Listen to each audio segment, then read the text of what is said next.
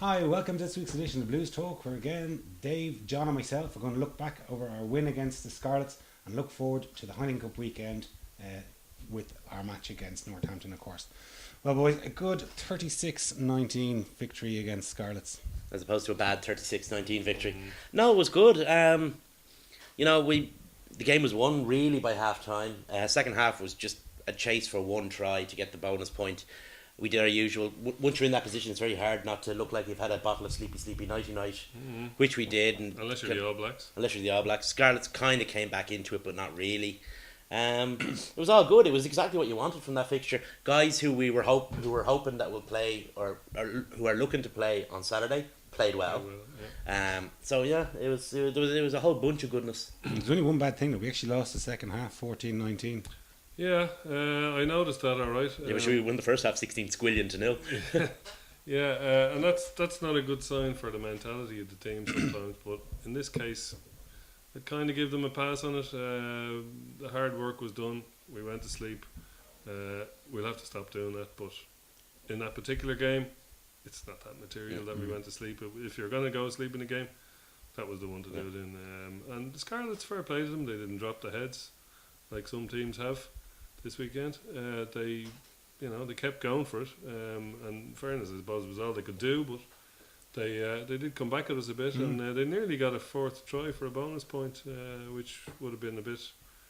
I wouldn't have liked to have given them that, even though they're probably not going to get anywhere near us in the league. I don't like giving up 4 try bonus points at home. No, I wouldn't say we'd be too impressed, given conceding 4 tries. Conceding 4 tries would be the thing. Exactly. The bonus point is in it, but for conceding 4 tries, it's very hard when you're in such a dominant position at half time to keep the focus. And I wouldn't know that. Yeah. Well, that's true, but it's a difficult thing to do. We've seen it. I mean, Leinster, even when they were in their pomp, found it hard to do. I mean, we used to call it Leinster's imperial phase, if you remember, when we were playing Bath, for example, in the Aviva. Even then, we still were dropping off in terms of the focus and putting teams away.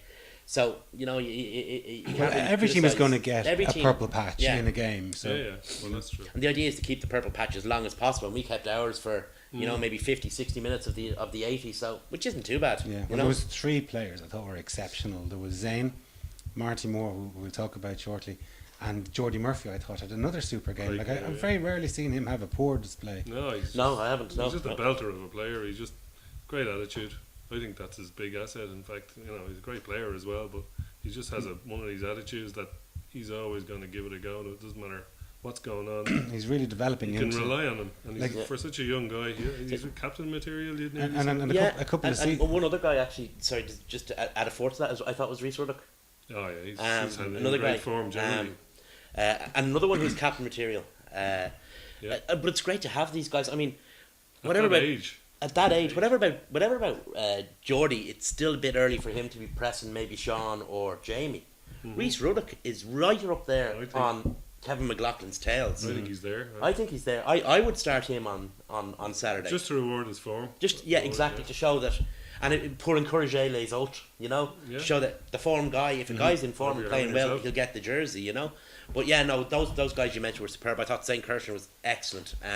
Great to see him. His work ethic was superb. He looked adventurous. His pace, his eye for a gap, and he wanted the ball passing all the time. Yeah. Like, he wanted to be involved. Like, a lot of fullbacks will just be quite happy to sit back and defend, or kick back when he gets them. But he wanted to be. And his positioning was really good as well. Like, I mean, apart from everything, that's the real technical aspect of full backness, and it's an art as well as a science. Himself and Luke seem to be developing quite a nice little telepathic relationship. Coming in off the wings at each other, crossing out, doing nice little crossovers with one another. Yeah, so always, and I mean, these are guys we're going to, hopefully play for a while together. But we're going to be relying on. I mean, Zane Kirshner is a big. Well, I don't know how big the money is, but he's a big money foreign signing. He's a guy who, whether it's at wing or a fullback, is going to be playing a lot of rugby for Leinster. So it's good to see that he's got the right attitude. That's the first thing you look for in a player. I mean, there are players. There are probably fullbacks in the world who are far better footballers than Zane Kirshner. But not that many. Attitude.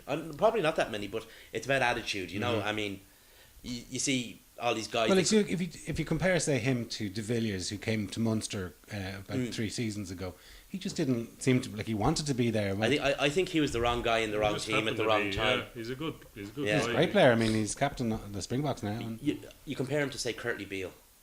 Oh, Right. yeah.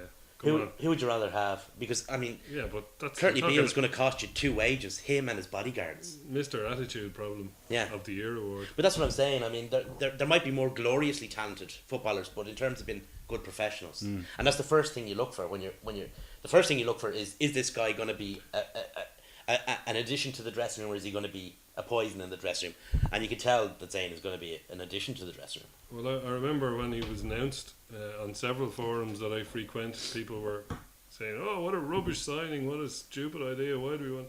There was one particular forum where a couple of South African guys are on, and they were saying, "Oh, yeah, it's great to get rid of him. Oh, welcome to him, lads." So my response to all of these people was, "This guy is going to be a great fit for Leinster because he's been playing for the Bulls, who basically kick the ball up in the air and run after it. That's their gig. Leinster don't do that. He is going to be liberated when he gets to Leinster." That's kind of what he looks said he in is. the post-match interview after his man of the match award. You know, he said like, well, he's given the freedom to express himself in this team, whereas clearly he wasn't in South Africa. Well, two things I always say about South African rugby fans where you can't trust them. One is discussing players who don't play for their team, right? They're worse than Munster and Leinster fans, you know. And the other thing is discussing players who aren't white. I mean, there are a lot of them who would want to get rid of Zane Kircher out of South Africa because they wouldn't want to. Anyway, but Let's not go there. yeah, let's not get into that whole minefield. But you know, I don't care what they think about it. I'm glad he's with us. Oh, well, I'm thrilled. Yeah, You know, especially- he played against Dragons away. He was very good there. He was He great played. He made the effort to play in Treviso the day after an international in France, and then he made his home debut on Saturday. And I think all of us in the first half were wowed by his performance. Yeah, he was certainly. Yeah, so why don't we have a quick look at our 5 tries that we scored the other night? So Mackens was the first. And speak of the devil, and he shall appear. There he is, looking busy. And there was our friend Mr. Kirshner linking up with Lukey, just as we said. They seem to have a bit of telepathy already. Yeah. Great quick ball. Yeah. Yeah, well, we hit every single one of these rucks with, violence nearly. Yeah. The ball was being carried really, really hard. The clear out was good. They were a bit shell shocked by the time it actually got out to him. Yeah. He saw a little bit of a mismatch, drifted outside, and It was a ran very- a nice line. If I have any criticism, he could have got it a little bit It was- closer in. But It was a very O'Driscoll-like move to get outside, actually. yeah, it was a nice. To get out, to get on the Nice line. outside, it was that kind of a bit of a Shakira. The hips do lie because that's what he used to get outside your man. But he took a lovely line. It's kind of an Yeah. S-shaped line that he took. No, it was a nice try. It was well constructed all the way through. Every player did their job really well. I mean, that's just nice, good pace, you know. Mm-hmm. When a team like Leinster, But Zane wanted to keep the ball alive. He Yeah. could have been tackled and just set the ruck up, but he didn't. He looked for Luke. when a team like Leinster or any of the really top teams in Europe play at that pace, only the other Very top hard to teams can resist. live with it. Yeah. You know, and it doesn't even have to be the first 15. I mean, it's ingrained in the club. That kind of play is endemic to all our players. Mm. Yeah. So one of our highest try scorers this season, Mr. P. Try. Yeah, he's. I'll tell you, he playing should well. he should be playing for Ireland. Mm. This is just the lead up to it. This is the Kirshner getting over and been held up, which I'm not really sure he was, but anyway. Yeah, I wasn't when I saw it first. On repeated viewing, your man, I think it's Maul who has his hand. Maul underneath seems it. to get under there, and at some point, whether it was soon enough, it doesn't. Well, sure, it doesn't matter anyway. That's true. Mr. P. Try made up for it. So Is he This any is- relation to Damien Try? this is the third in a series of scrums because we were murdering them in the scrums. They were just conceding penalty after penalty, and this is the third one. I mean, if you see here, look at Ruddock there, Mm-hmm. straight back, he was pure monking it in drive, there, real power coming through, and that was the end of that. Thank But you, Marty good night. Moore was exceptional in the scrums. All of them were. But it was noticeable he got injured in this and he came off. And when Rossi came on, it looked like the scrum, while it was steady, it didn't seem to have Didn't the the- same the attacking. aggression, and it was exactly the same players in both scrums. The other, whatever it is, 15 players in the two scrums were identical, Yeah. and the scrums were not identical. QED put a contract under that man's nose. Well, there was an article in Beat him the repeatedly until he signs it. there was an article in the Irish And Times we're all today. clubbed Now in. it seemed like a bit of a press release from his agent, but unfortunately he mentioned that he was in talks with some other clubs. So Leinster should get They weren't that impressive looking clubs though, were they? Exeter and who was the other one? some I mean- French club, I think. Racing Metro and somebody else. But I think everyone is going to be linked to Racing Metro at some stage. Yeah, they are. The only thing is, I mean, I can't understand why they get to this position. When a player's in the last 6 months of his contract, he's free to not only be approached by, he's free to approach other clubs. So if you let it go to that if you let it get to that stage, The simplest thing to do is get about 4 strong men and a broken down high ace van, and kidnap him, take him up the mountains, and don't let him out. well, see, Until he the thing signs is, the contract, and you- add as much money as you have to add to get hold of him. you can't Yes. really do that. You see, that's He's the, that that's, good. that's the problem. I mean, the RFU have been very amateurish in these I wasn't actually negotiations. suggesting that as a legitimate. I know, but what I'm saying is just in general, the RFU's approach isn't much more professional than that. They've been letting players get into the end game of their contract, where they can talk to other people, where they can see that what colour the grass is on the other side. But I think it's such an Instead attritional of- sport. It's not like football where they can tie up somebody for a 4-year deal, knowing that he's not going to get like you can props or any rugby player can have very severe injuries, and if you tie them up, you're tying up a lot of cash. But if The- you look at the If way you- it happened, but though, if you don't, you're losing them. And you see, they should be. Well, I'm not saying they should tie them up for long contracts. What I'm saying is they should get their business done before it enters that 6-month phase. if you look at his last few years, though, he was injured for most of last year. That was his 3rd year in the academy. Who was to know? Okay, he did look great in the bits we saw of him last year, but who was to know that he was going to get so good so fast? Like, he's literally every game he plays, he's worth more money. And in fairness, everyone who saw him playing If he under goes out- 20s, for example, knew that this guy was going to be the real thing. If he goes out there, he's in the Heineken Cup next week. Yeah. If He he could be in goes the out Irish there team in and February. tears it up, I'm pretty sure he'll be Yeah. in the Irish team in February. But if he goes out there and tears it up, that's the whole of European club rugby having a look at those games. He is going to be eaten alive by French club. If there's any French club hasn't already heard of him, they'll have heard of him after these 2 weeks, and he's going to be so sought after, So.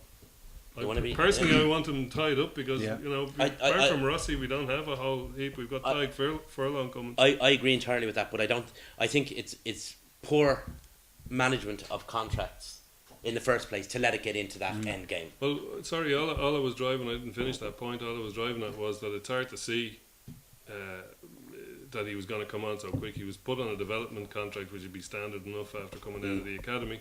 And, who knew it was going to have to be such a race? Okay, we all knew he was good, but who knew he was going to be that good, that quick? Yeah. And,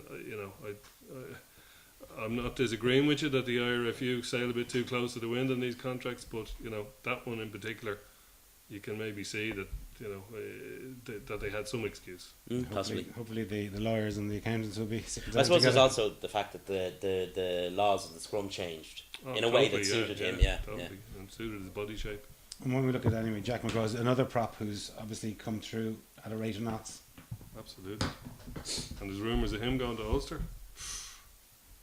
That don't like the sound of that either. This want to keep the is two this of them is guys. another kind of try, where it's just really good, hard driving play. Ball being made available, next guy taking it up, driving it hard, till eventually the gap appears. I mean, it's just this isn't a try of great beauty. What it is it's a try of hard work. Great mullocking. Yeah, Which shows that Leinster Always- can mix it up. yeah, exactly. That was McGrath and McCarthy there making a few yards together, bound into to each other.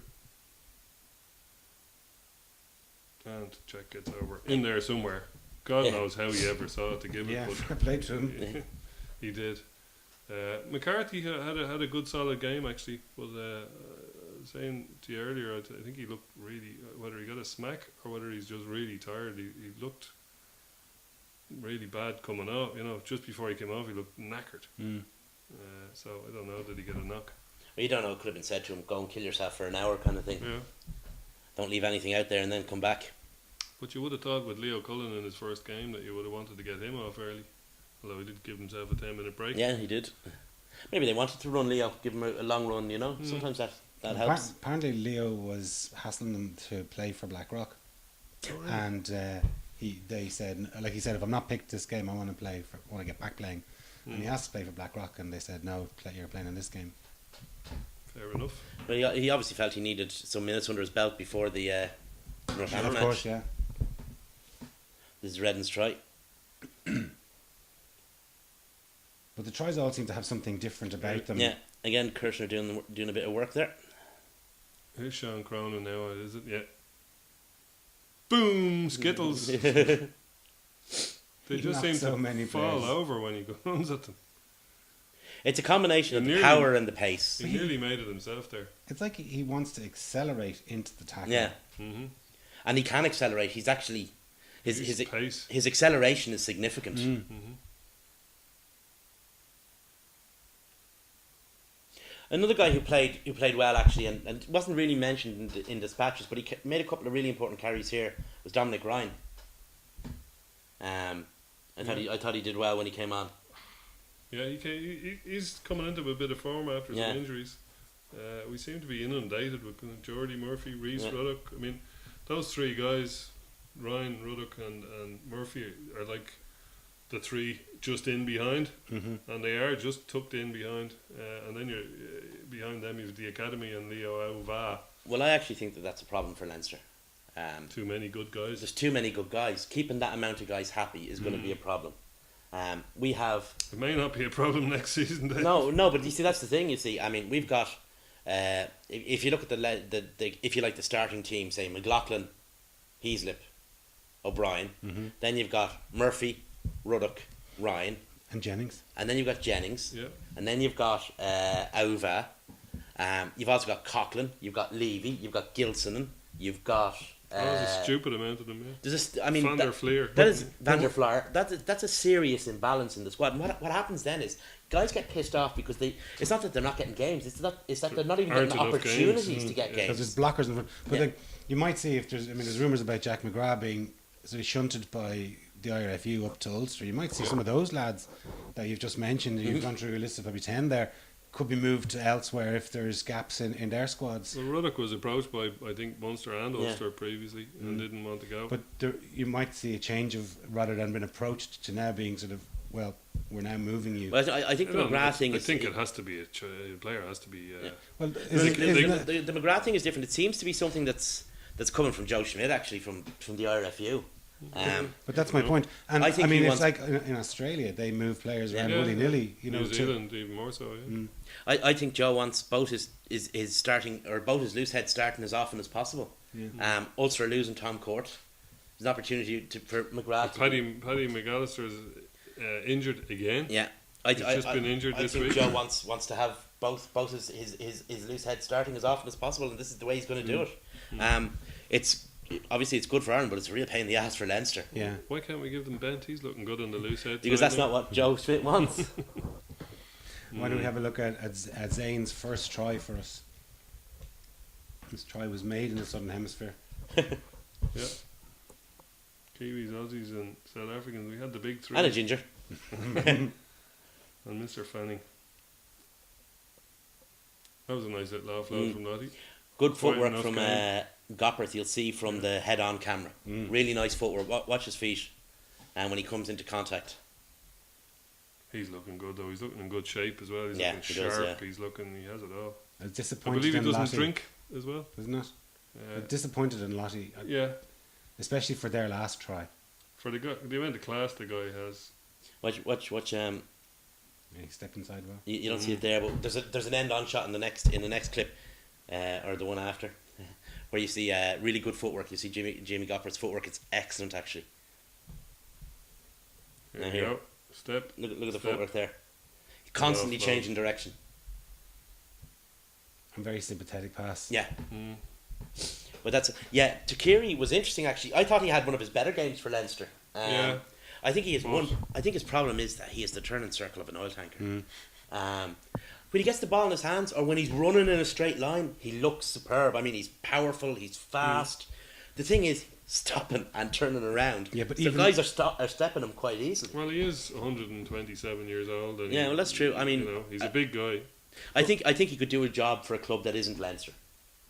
But interesting, I think. Given enough time, he could probably do a job for Leinster as well. Possibly, yeah. But O'Connor was kind of hinting today. He said something along the lines of, Going to Connacht. "Well, if we don't sign him up, someone else, we'll be coming up against him this season." Yeah, I think Connacht are in. I think if Leinster don't get him, Connacht will have him because Danny Pullman's injured. Again. The Hoor will probably score a winning try against him on the 4th of January. I mean, Yeah. you know, But, be careful that when we're slagging him off. I mean, he seems to be a popular guy with the squad. I mean, He's a lovely guy. it's not like he's by not all like he's a guy who's accounts. come over with a big head and been Ah, no, he's and not acting, that type of player, no. acting the big Billy Big Bollocks in the dressing room. He seems to be a guy who's in with the squad and settled in really quickly. Remember the way Brad Thorne did? Yeah, yeah. Exactly. He integrated himself straight away. The really good pros do that, you know. Going Really Finnegan. good everything's Yeah. are Owen Finnegan integrated himself with the barman in Kylie's. That was about it. they're really good anythings. They're really good musicians. They're really, Yeah. you know, it's the people in the middle that are usually the go-shites. Yeah. It's like really, really wealthy people. Most of them are generally grand. It's the people who aren't sure whether they're the really wealthy It's the people. nouveau or riche. Exactly. You know, extreme people who are really at the top of their profession don't need to worry, and so they can relax and be. The win anyway moves us up into second on 31 points, 4 behind Munster, who got a win at the weekend against Dragons away, which is no mean No, achievement. decent They, result. they yeah. had to dig that one out. Yeah. They weren't winning it. And, Yeah, I think they were losing up to maybe 10, 15 minutes Yeah, to to go. go. Keatley And kicked a Earls couple was of in the goals. bin just before the end. So yeah, fair play to them. They, I know the Dragons aren't exactly, you know, the Crusaders or anything, but they're good, solid it's a enough tr- team now. It's a tough place to go without your And first it's- team, and if yeah. you're like Keatley needed those 2 last kicks to win the match, Yeah, and he got them. and that's a hard place to kick Yeah. because it's Yeah. bloody noisy. They're not exactly. They don't believe in silence for kickers over there. No, they're not shrinking vibes. But that's their 6th win on the trot. I mean, after they had a couple of hiccups there, they were beaten by Treviso, and of course they were beaten by Edinburgh and Heineken. But they seem to have got their shit together in the latter half of the fixtures. You know, they've won 6, I said. Yeah, and the thing about it is, for all that, they're still kind of under the radar. Well, they haven't played. I think I said this last week. They haven't played that many top teams away. Glasgow's the only one. Yeah, but, that played. what I'm saying is, in past years, whenever Munster put 2 results together, they were the greatest side since sliced bread. Now there seems to be a slightly only in the Heineken Cup, Dave. there seems to be slightly better management of how their results are, or how their performances have been covered, so that they're kind of coming in. Well, maybe Mr. Geraghty in his absence. Well, possibly that could be maybe it's a whole different media strategy. I don't know, but you know they're sailing along very, very nicely without raising too many hackles in others, which is a nice place to be. It's nice to come in under the radar on top of the league still. You know. Yeah. And Glasgow beat the Ospreys, which was a good result, but a snooze fest, as you predicted, David. I did, and I tried to watch it. I really tried hard to watch it, but I was dying with a flu. I was on Uniflu and cough medicine, and I Still stayed awake. I woke up every time the whistle blew for another penalty. So I actually saw a lot of the game. I saw all of it, but I just don't remember it. Yeah. I made two I might have blacked it I made out. 2 mistakes this weekend. First of all, I watched that match, and then I watched the top 14 highlights. And I'll tell you, there's a discussion on Leinster fans today about how to deal with jet lag. Either of those do the job for you. Well, Ulster kept their winning ways. They beat Zebra away. Keeps them in 4th at the moment. So you've got 3 Irish teams in the top 4. A result that flattered Ulster, I thought. Did you see the match? I saw. It was all Zebra in the second half, but they just didn't have that extra little bit that it takes to break down a really top team. They had all the ball, they reused it well, they recycled it well, they kept it for long periods. But when it came to making that line break or whatever, they just didn't have it. But to go away and Got to win win. in Italy against a team that were playing well, and Zebra were playing well, it's not exactly ticker tape parade down Victoria Street, but still it's a good win for Ulster. They can be pleased with their week work. Always good to win away, no matter where you're going. But they never looked in danger. I mean, No. I saw most of the game. They never looked I like they were. thought Zebra were excellent in the second half. Now I have to say. They were.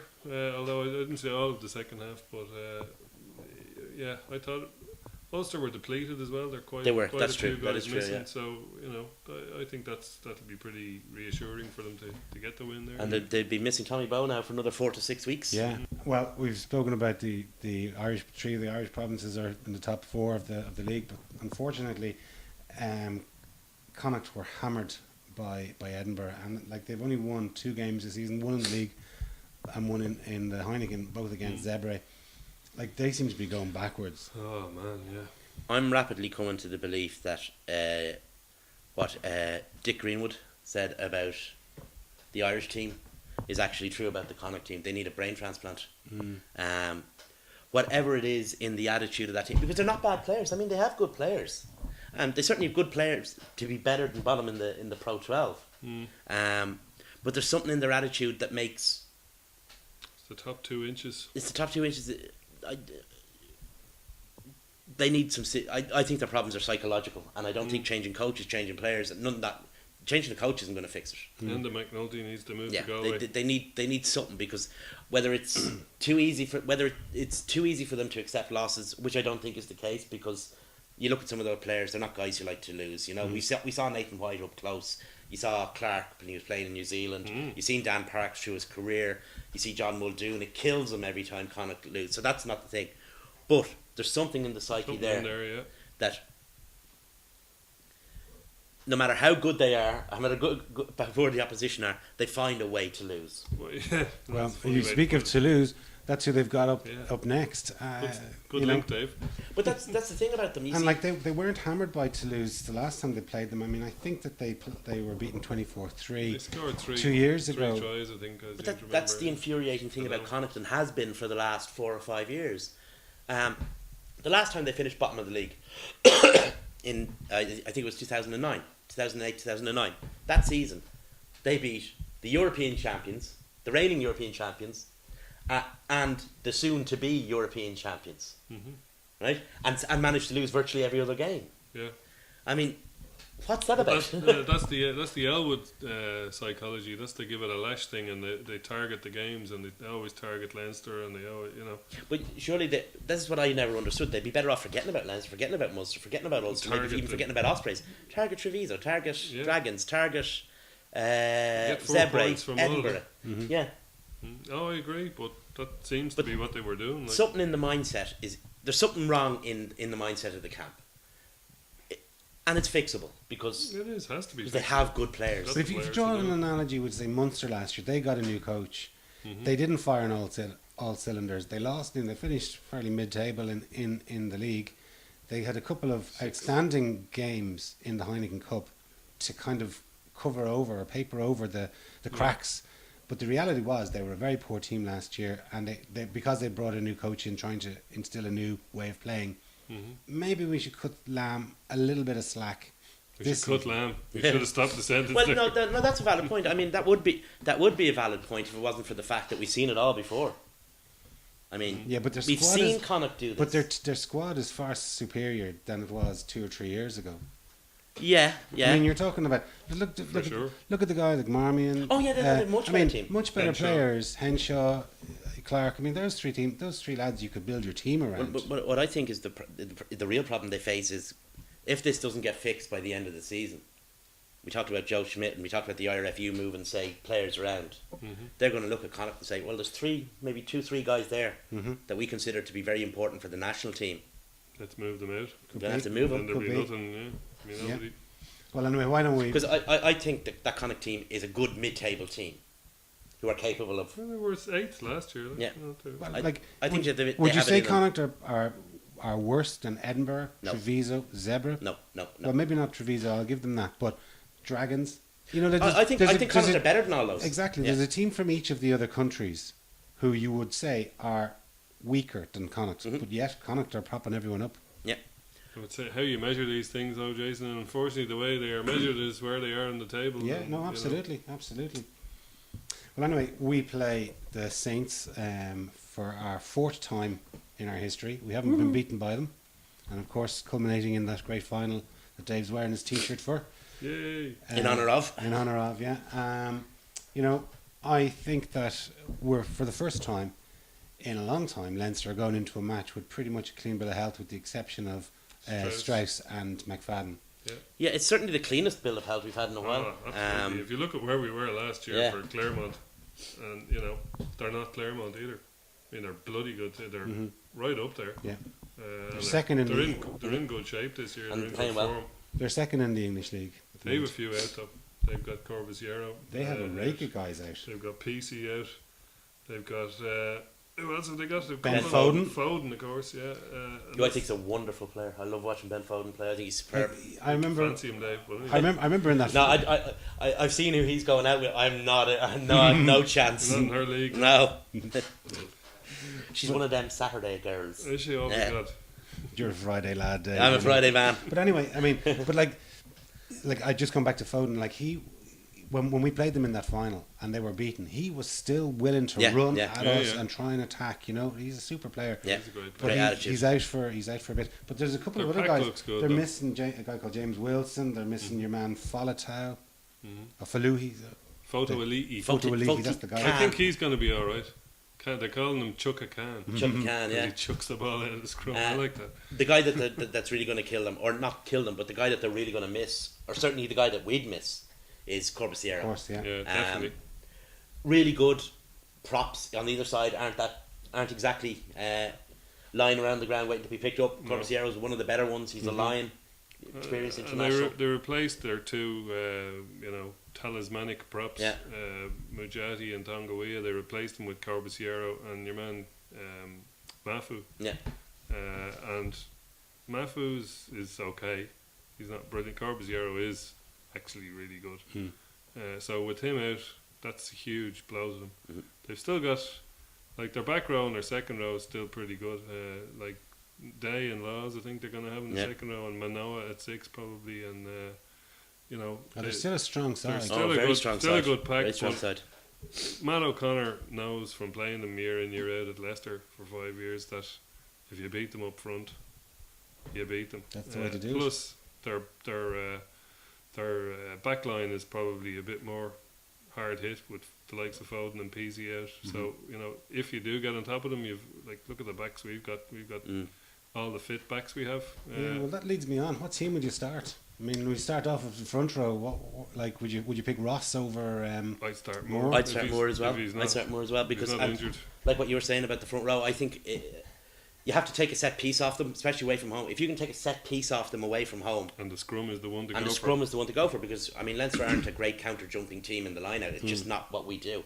But if we pick the right front row, or we have a chance of taking the scrum off them. So I'd go for Moore. Healy- Moore gives us, I think, the Healy, best Cronin, opportunity to Moore do that. Yeah, that's the what way I to go go. with. A second rows? Would you who's going to? I I'd presume bench Cullen. Toner. I'd bench Cullen. I'd put Toner and McCarthy in. I don't think Cullen's really played enough to start. No, I'd go with McCarthy and Toner. Yeah. Yeah. bench Cullen. Yeah, and back row then. I mean, I'd actually Lockie, put I'd Ruddock in ahead of Lockie. Geno, no. Geno on the bench. Yeah. Sean, And that gives you a hell of an option. Yeah. On the hour mark.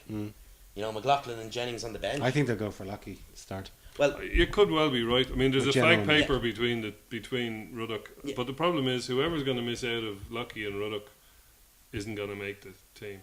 I reckon Jennings will be on the bench Yeah. just because of the way A it bit of flips everything versatility. around. Yeah. personally, I'd go with Ruddock. I think you would as well. Yeah. But either way, I I mean, wouldn't be this is where- surprised. It's like I wouldn't mind if Healy or McGrath started. Yeah, I wouldn't mind which of those two guys started, but if you had to ask me personally, I definitely would reward Ruddock for his form. yeah. I wonder if we'll see Boss and Redden interchanging the way they did under Schmidt. Sort of having a home and away scrum half. I have a theory on this, and my theory is that No. my theory is that the back line he picked for the Cardiff or for the Scarlets match, he's just going to fit in O'Driscoll and Carney into that. Perhaps move Kirshner to 14 and leave the rest exactly Yeah, as I'd say it so is. as well, yeah. Redden, Madigan, Fitzgerald, Darcy, and then he'll put in O'Driscoll at 13, Kirshner moved to 14, and Robin at 15. That is my guess. Don't ask me why, but I just have a feeling that's what he's going to do. Now, having said that, if he picked Boss and Goppert, we wouldn't be crying in our cornflakes either. But isn't that the great Yeah. position that we're in? Because Yeah. we've no injuries, we've got all these guys that Well, I don't mind if you start him or But him. if you think back to I think the Claremont game last year in the Aviva Stadium, we started with Goodman in the centre Exactly. and Luke. Darcy at sorry, 13, I think, wasn't it? I think so. And we had Madigan at full back. Yeah. Yeah. You know what I mean? Because we were really down to bare We were bones at that stage. Now Usually, we've got a full choice now, and even if you look at the cover we have, we'll say he goes at your team, right?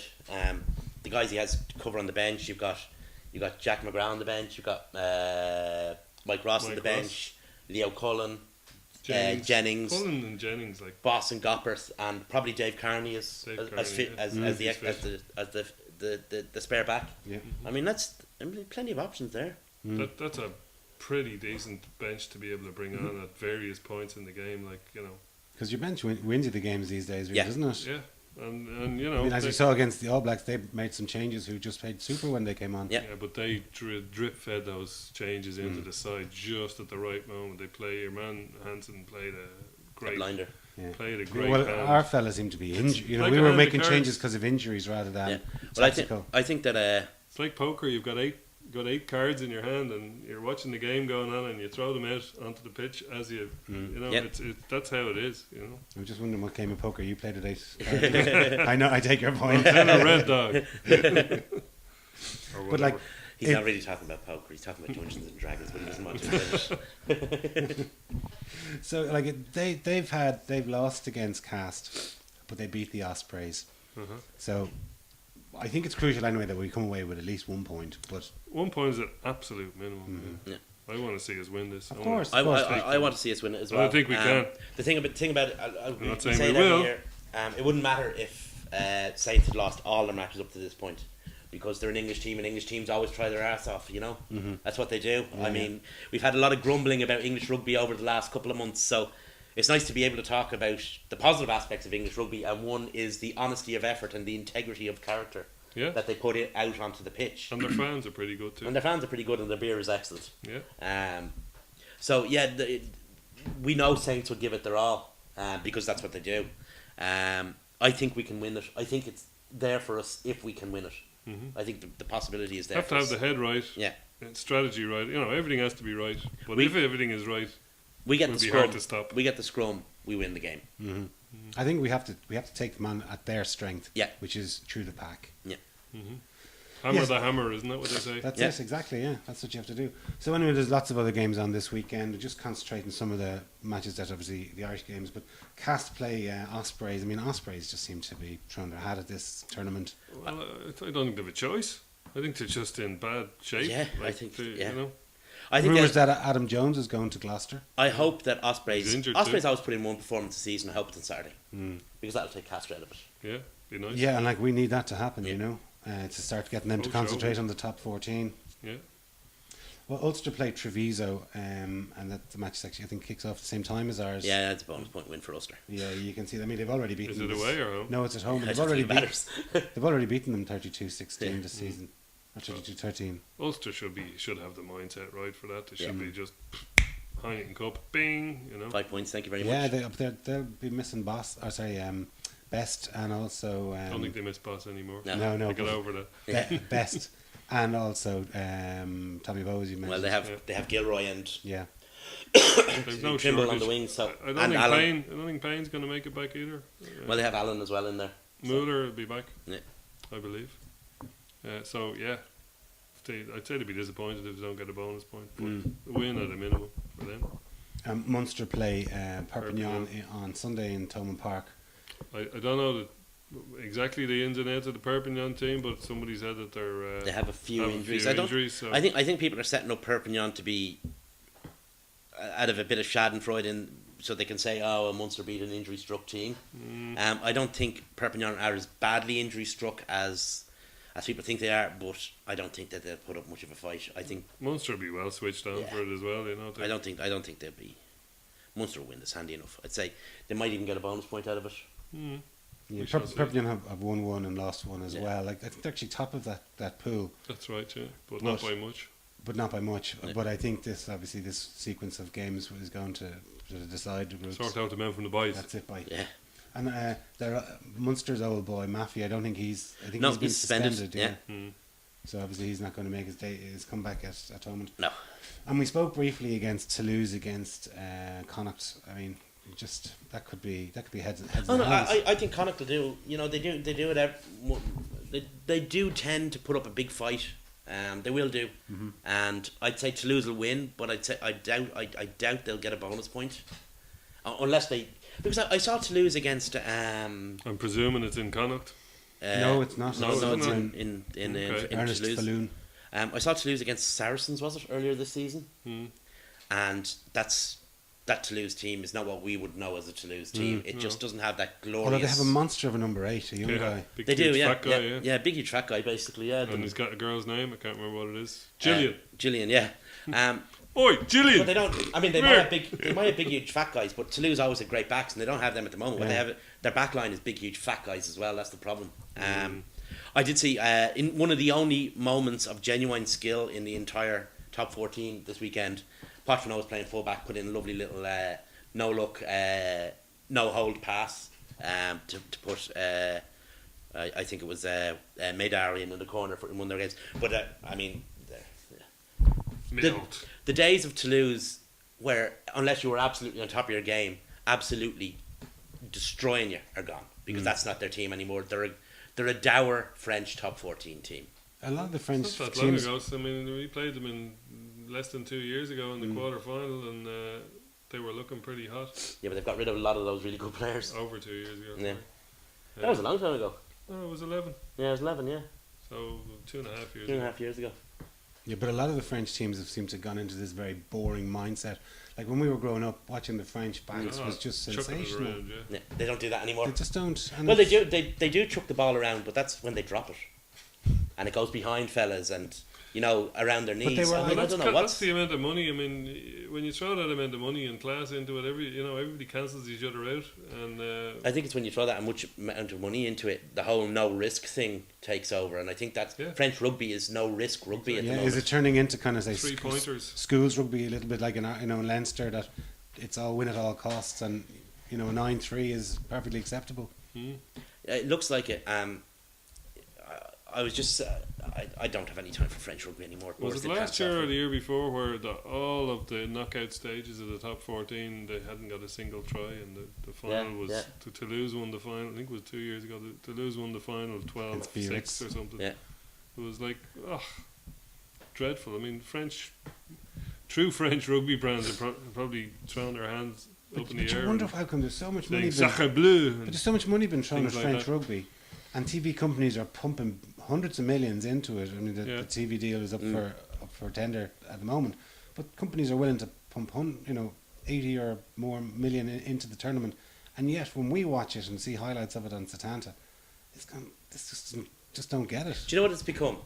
It's become the Serie A of rugby, in terms of it's technically quite good. Technically, it's very good. I mean, but it's like Italian soccer. It's all based around defense.